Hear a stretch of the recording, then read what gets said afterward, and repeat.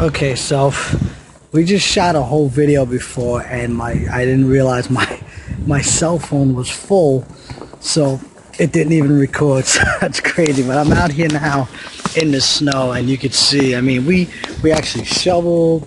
The kids played around for a little bit, and you know, now it's really got really crazy out here. Let me turn the camera over so you can see. I have to get out through the back of the house because the front was just really crazy. So this is insane. I shoveled my way out and it just piled back up. This is how it looks. This is crazy. It's just all white out here. Coming down. It's coming down. I'm gonna head back in. I'm gonna get back inside. So if you didn't see my other videos explaining when the blizzard was coming, go back and check that out. Subscribe to the channel.